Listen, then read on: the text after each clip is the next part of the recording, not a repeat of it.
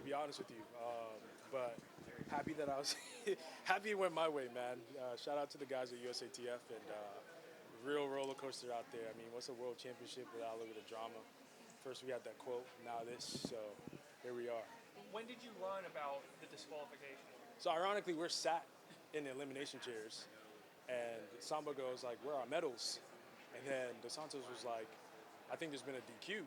I was like, "Oh dang, who got DQ?" And he goes, "I think it might be you." And I was like, "What?" And then the whole shift happened, and I was just trying to control my emotions down there because you work so hard to get here and make this team and go through an entire season, and then you finally win, and now that you're getting DQ'd because of hurdle 10. So I was just trying to figure out what exactly happened and what the ruling was. So went and spoke to some people in the crowd just to figure out, like, it was like, yo, call Wallace. I didn't know what's happening. So they cleared it up, and it was just, you have to make an honest attempt to clear the hurdle, obviously. And anyone that runs the 400 hurdles knows when that lactic hits, it gets really tough. And running that fast through 8 was it was bound to happen. So wish I would have cleared it because I think the time would have been fast had I not had that mishap. But I'm happy that I had enough cushion to have that little mishap.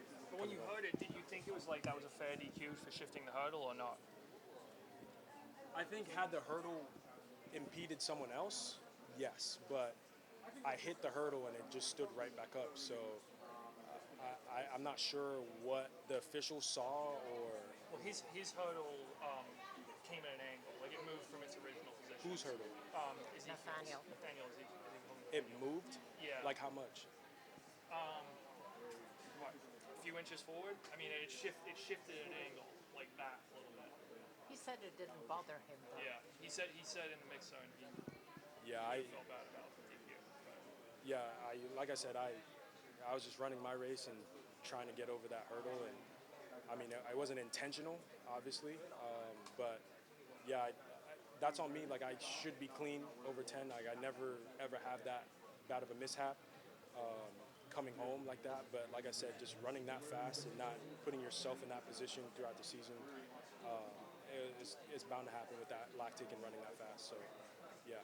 Were you going for the world record tonight with how fast you were going out? And I was going to win. Like, I just knew that I had to be damn near world record pace through 8. So my goal was just to run through 4.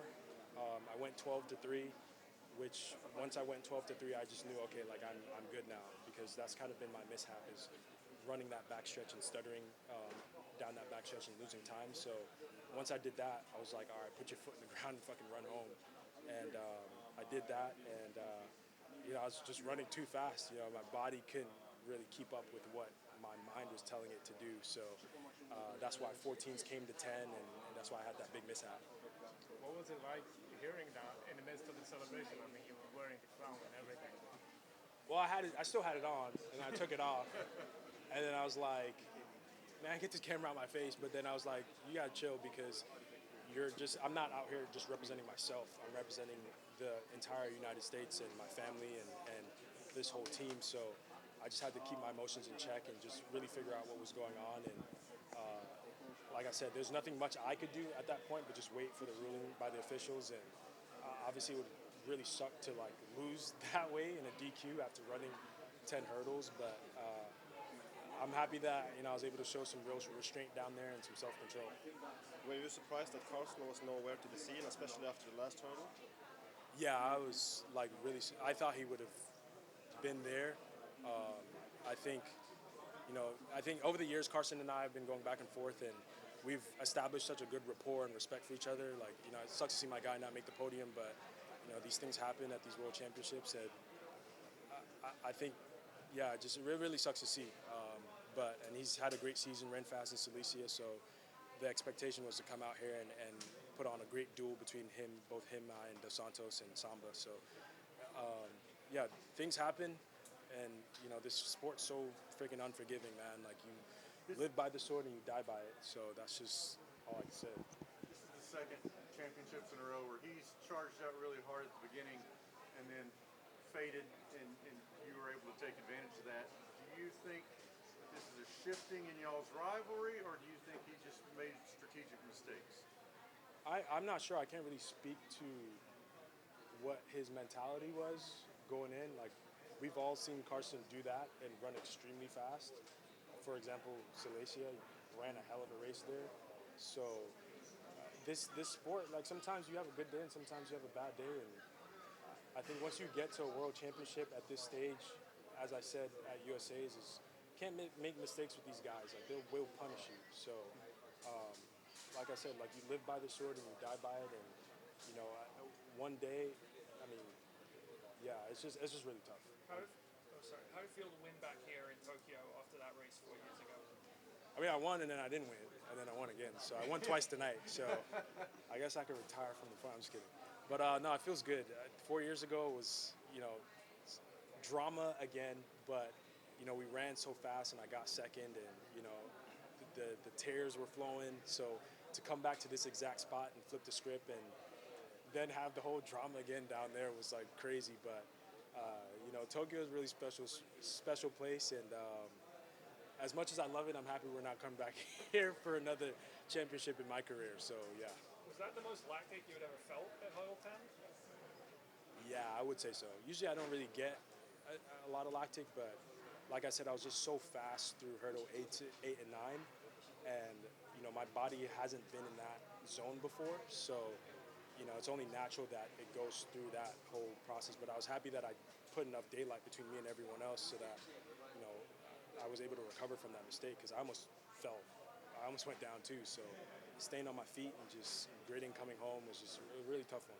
What was your thoughts when you hit the last hurdle? Was you afraid that someone will catch you up? Hell yeah, I was like, shit, don't get caught. I was like, don't get caught.